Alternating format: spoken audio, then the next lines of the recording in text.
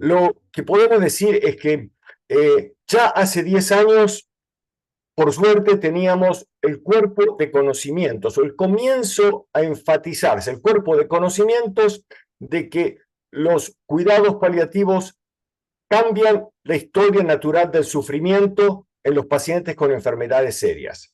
Ese conocimiento ya estaba, si me preguntaste hace 10 años, en el 2014 ya teníamos suficientes estudios randomizados, controlados, en múltiples centros diversos que mostraban que cuando a un paciente y una familia se les provee cuidados paliativos, hay mejoría de la calidad de vida, hay mejoría de sus síntomas, tanto del paciente como del familiar que lo cuida, hay una mejoría en las mediciones de final de vida, hay una disminución del uso de tratamientos innecesariamente agresivos y además se ahorra plata.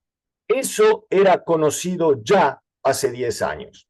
Lo que pasó desde hace 10 años hasta la actualidad es que ha comenzado el proceso de implementación. Es decir, ese conocimiento que era limitado a estudios en pequeños centros más académicos ha empezado a implementarse en distintos centros clínicos, comunitarios y demás. Todavía falta mucho para hacer, pero yo diría que lo más importante es que hay un proceso claro de implementación de cuidados paliativos. Y si el lugar donde a usted lo atienden como paciente o donde usted trabaja como oncólogo, clínico, cardiólogo, no ha implementado eso, no ha implementado cuidados paliativos, obviamente se está quedando atrás.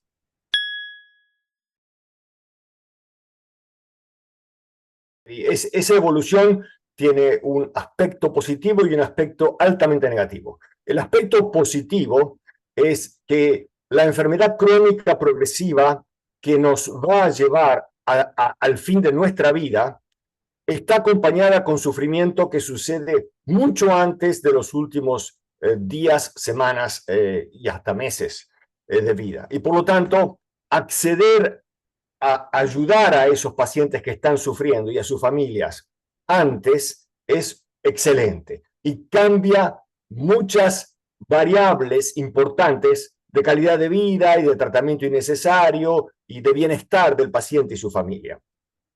El riesgo que esto incluye es que se agregan dos cosas. Primero, la enfermedad crónica que puede durar años y años y años y que en realidad está en un estado crónico de disabilidad para el cual los cuidados paliativos no han demostrado tener mucha efectividad. Y por otro lado, el sobreviviente de cáncer, el paciente curado que queda con dolor crónico, con fatiga crónica, con depresión crónica y que puede seguir siendo seguido por indefinidamente, por muchos años.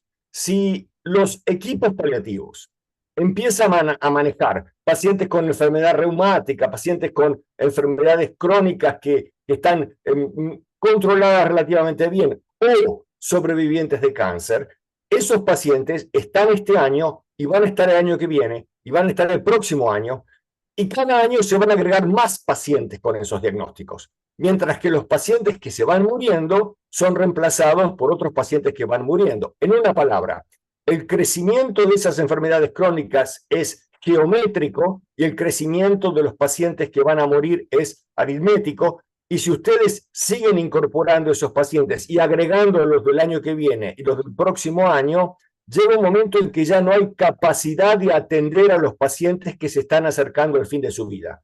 Y eso sí que es trágico, porque el sufrimiento existe meses antes, pero aumenta dramáticamente cerca del final de la vida. Entonces, ocupar los recursos que son relativamente escasos con pacientes con enfermedades crónicas que van a durar muchos años o con pacientes sobrevivientes, primero, no hay evidencia de que los cuidados paliativos cambien la historia de esos pacientes. Y segundo, es una mala decisión porque no tenemos los recursos para poder extender el tratamiento y eso lo puede hacer un médico de familia, un internista, un reumatólogo, otro especialista.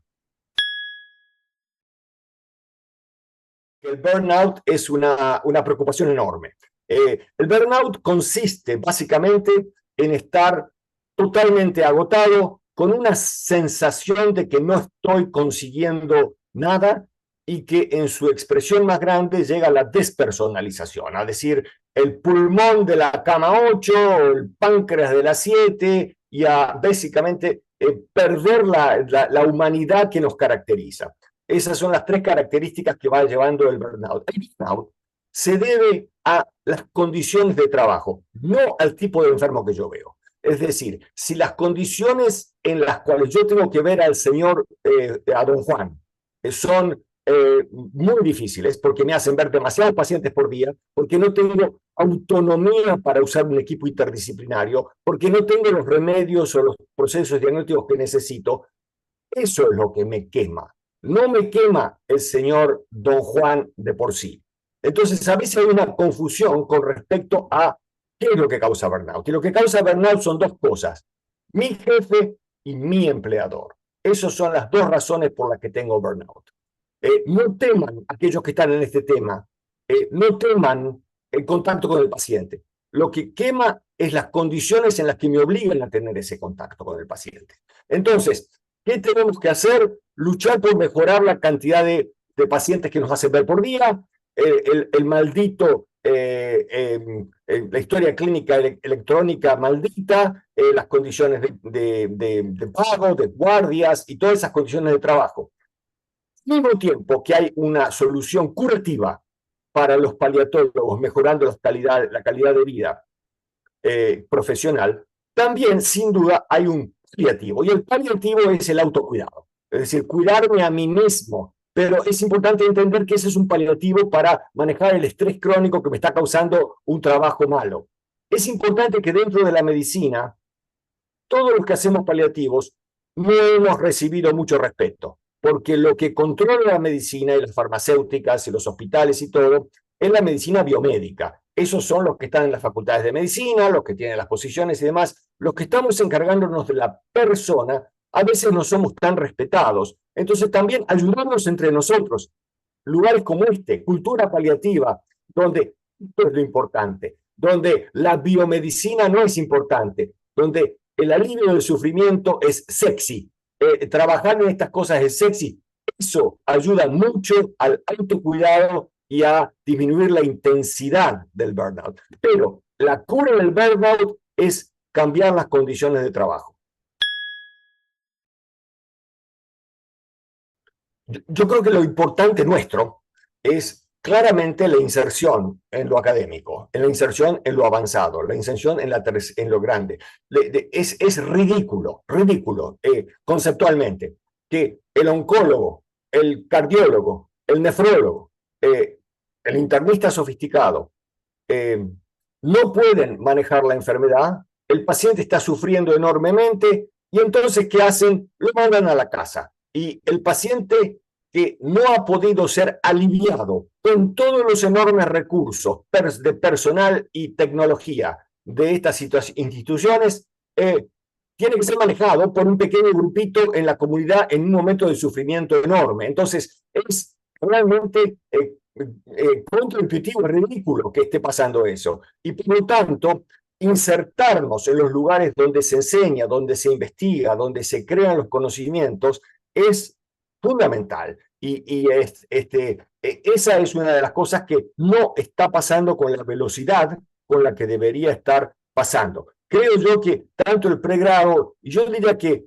antes de ir al pregrado, empezar con el posgrado, con los que ya están viendo enfermos, los residentes, los fellows, toda esa gente debe recibir entrenamiento, yo creo que obligatorio, en cuidados paliativos, fin de vida, comunicación con los pacientes, y después eso va permeando en los de pregrado, porque ellos lo van mamando, lo van viendo cuando hacen sus rotaciones clínicas y demás, y por supuesto llegar a tener los profesores de cuidado de soporte y paliativo. Yo creo que la inserción final está asociada con tres cosas: que no exista ningún hospital donde haya una unidad de cuidados intensivos que no tenga una unidad de cuidados paliativos. Si usted tiene eso, su hospital es defectuoso, es un hospital que no funciona bien. Segundo, que no haya ningún servicio ambulatorio que no tenga un servicio ambulatorio de cuidados paliativos. Si usted no tiene un servicio independiente ambulatorio, le está faltando.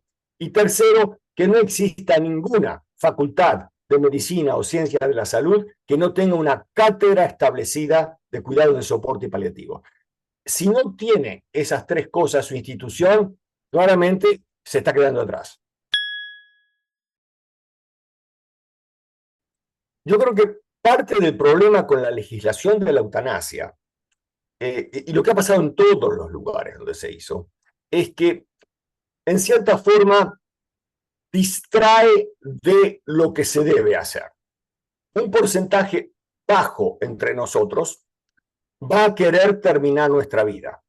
Y va a querer terminar nuestra vida por una razón existencial, porque ya no le encuentro sentido, o simplemente porque no quiero ser una carga para la gente que me quiere, o porque el oncólogo, cardiólogo, nefrólogo, etcétera, han fracasado en tratar mi sufrimiento. Las razones son múltiples. El porcentaje de gente que quiere eso es bajo. Al mismo tiempo, yo no sé si los legisladores, decanos y demás se han dado cuenta, pero nos vamos a morir todos, incluidos todos los legisladores, todos sus familiares y todos los decanos y todos los directores de hospital, nos vamos a morir todos.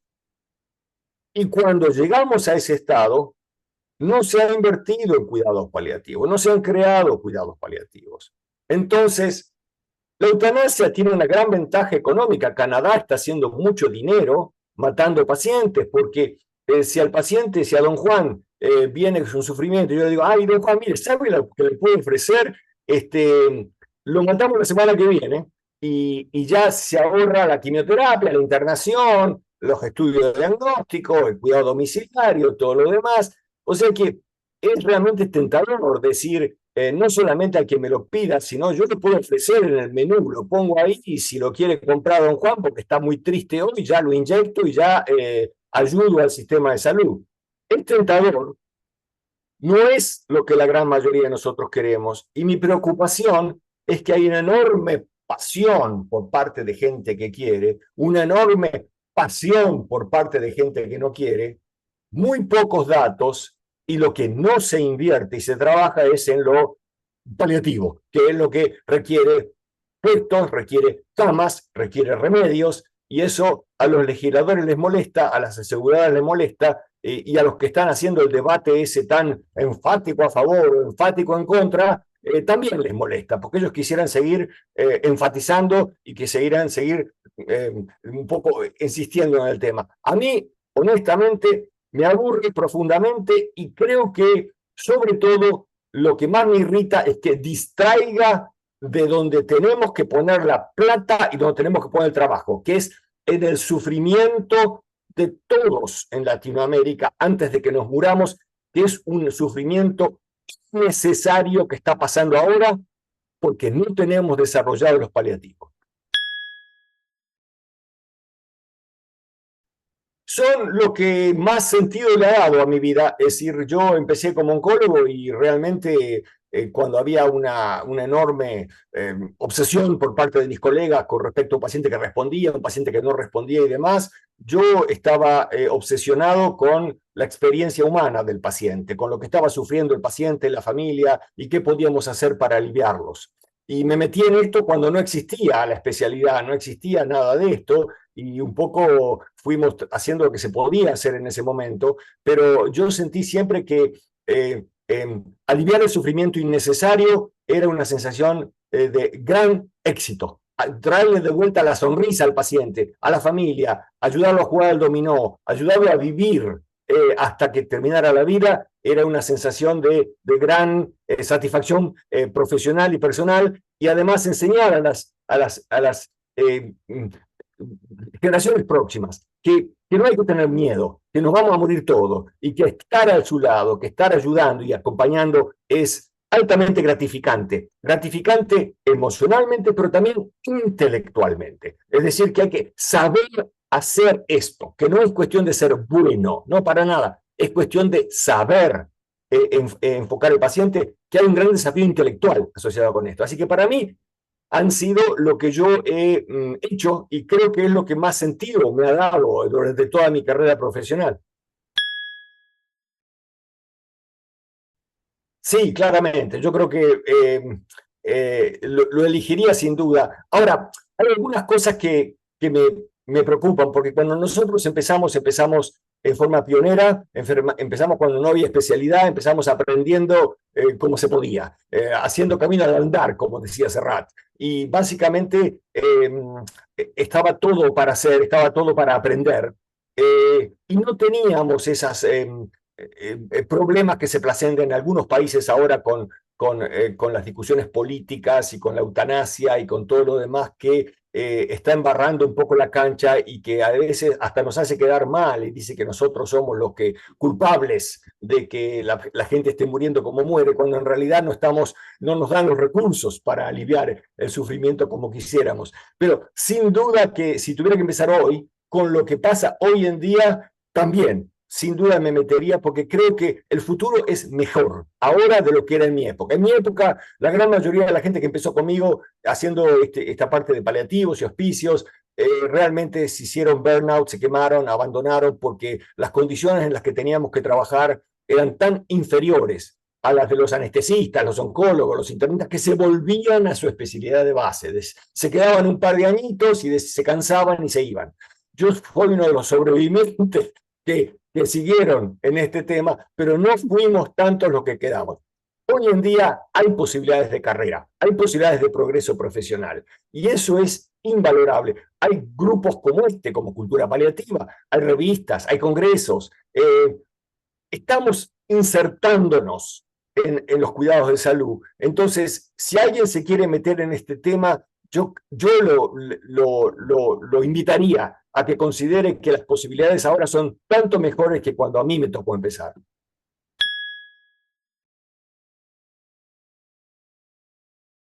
La comunidad, desgraciadamente, asocia cuidados paliativos con muerte. Y eso pasa por el Google o donde sea. Si el médico dice lo voy a mandar a cuidados paliativos, nosotros aprendimos que si le llamamos cuidado de soporte, nos mandan antes al paciente. O sea que a doña Juana y a don Juan los van a mandar antes. Si le llamamos cuidado de soporte, es menos, asusta menos, porque nuestro objetivo es permitirle a doña Juana y don Juan lo antes posible recibir tratamiento que les permita seguir viviendo a los nietos, seguir viajando, seguir viviendo lo más activamente posible durante el tratamiento de la enfermedad. Y que nuestra contribución es una contribución a la calidad de vida y a la funcionalidad. Y establecer esa relación, porque en algún momento probablemente la enfermedad progrese y tengamos que recibir tratamientos más asociados con el fin de nuestra vida, pero yo diría que demanden que su oncólogo, que su cardiólogo, que su nefrólogo los mande a un servicio de cuidado de soporte paliativos ambulatorio, que es cuando están recibiendo tratamiento, cuando no se sienten muy bien y que el grupo de cuidados de soporte paliativos puede dramáticamente mejorar la calidad de su vida, su funcionalidad, su relación con su gente querida y permitirles vivir mejor. Eso es lo que, si doña Juana y don Juan entienden eso, o sus hijos o sus familiares entienden eso, yo les diría, demanden este cuidado, porque no va a hacer ningún efecto negativo en el tratamiento de la enfermedad, pero va a hacer una enorme diferencia en el bienestar de la persona que está transitando por esa enfermedad. La muerte para mí es un proceso absolutamente natural. Es un proceso que nos va a pasar a todos. Es un proceso que yo tengo aceptado y entendido en mi vida y también tengo entendido que la muerte es algo que desde que éramos cucarachas no nos parecía una buena idea. Yo siempre cuento la historia de que cuando Marisa empezó a los gritos porque había visto una cucaracha en el baño, yo agarré mi mejor camiseta de Argentina y algunos se enojaron porque decían por qué usaba la camiseta de Argentina para eso, y yo decía, bueno, era la única que tenía ahí, pero básicamente fui a, cometerle eutanasia a la cucaracha. Y la cucaracha se escondía, la cucaracha hasta se hacía la muerta para no morirse. Y eso me enseñó a mí que desde que éramos cucarachas, la idea de morirnos no parece una buena idea. Es decir, no es algo que sea extremadamente placentero para todos, y creo que parte de eso no es por el acto de que nuestra vida termine, sino porque las condiciones en las cuales nuestra vida termina es muy dura. Es dura para nosotros, para la gente que nos quiere, física, emocional, espiritualmente, y creo que hay muchísimo que hemos hecho ya, pero hay muchísimo más que debemos hacer para hacer que esa transición de estar vivo a estar muerto sea mucho más fácil para todos nosotros. Mi opinión es que hay tanto en común entre el parto y la muerte, entre el nacimiento y la muerte. Hay dolor, hay incertidumbre, hay angustia, hay un montón de cosas que pasan al principio y al final, y por alguna razón hemos hecho tanto esfuerzo para mejorar el comienzo de la vida. Enormes progresos en obstetricia, en neonatología, en manejo psicológico. No hemos hecho el mismo progreso al final de la vida. Creo la posición que le queda a ustedes, la gente más joven, la generación futura, es hacer lo mismo por el final de la vida que se hizo en su momento por el inicio de la vida. Gracias, Pérez. La cultura paliativa me parece, primero que me parece que es una idea genial el título que han elegido ustedes para definir lo que todavía no tenemos. Yo siempre reflexioné sobre el hecho de que la cultura paliativa se adopta en sociedades, en hospitales, en universidades, en centros de salud, y yo siempre hablaba de 4 etapas. Una etapa en la cual muchos estamos ahora o vemos qué pasa, que es una etapa de negación, en la cual la muerte se esconde, la muerte es tabú, la muerte no se menciona. Cuando yo tuve mis familiares muriendo en Rosario, era un tabú. Básicamente estaba la abuela, estaba el tío, y de golpe no estaba más. Había como una verdadera negación de la muerte, inclusive negación del sufrimiento, y eso pasa desgraciadamente en especialidades clínicas, no solamente en la comunidad. La segunda etapa, ¿y cómo se rompe eso? Bueno, básicamente mostrando el sufrimiento, midiendo el sufrimiento, midiendo que la gente no está pasándola bien, haciéndole esas o lo que sea para mostrar que hay sufrimiento.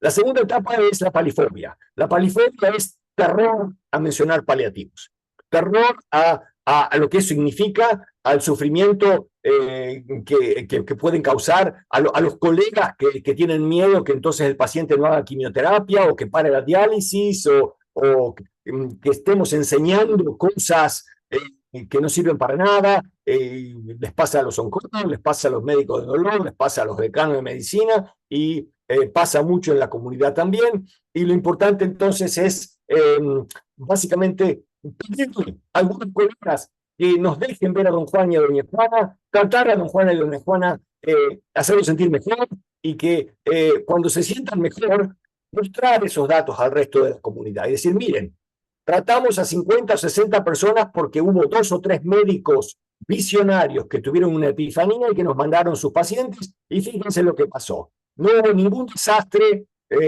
al contrario, los pacientes se sintieron mejor, la familia se sintió mejor, y el médico se fue a la casa más temprano porque nos lo mandaba a nosotros. La tercera etapa es la palilalia, que es hablar sin sentido de paliativo y no hacer nada.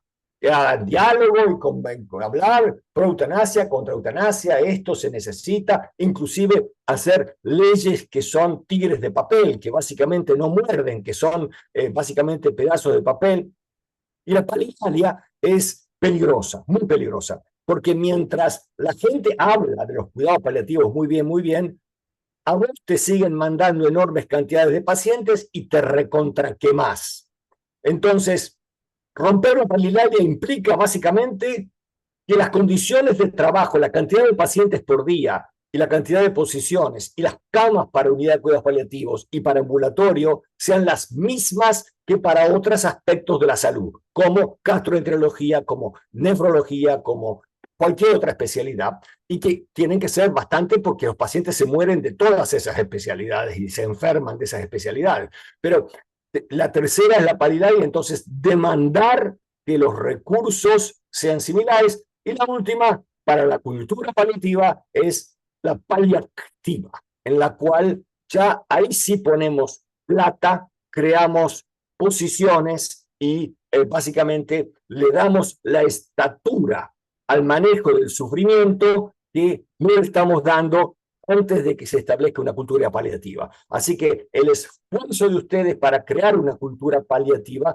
o yo diría hasta una cultura paliativa, es básicamente loable porque estamos atrás y yo soy muy optimista, yo creo que la generación nueva van a andar mucho mejor, pero esa cultura de establecer los paliativos es el ideal, es lo que hay que aspirar en la sociedad en general, en las escuelas, en las universidades, en los hospitales y por supuesto en el sistema de salud. Bueno, muchísimas gracias, Peri, Víctor y a todo el grupo este de Cultura Paliativa por permitirme estar con ustedes hoy. Es un gran placer y además es una gran obra de bien que hacen ustedes en popularizar, en divulgar los cuidados paliativos.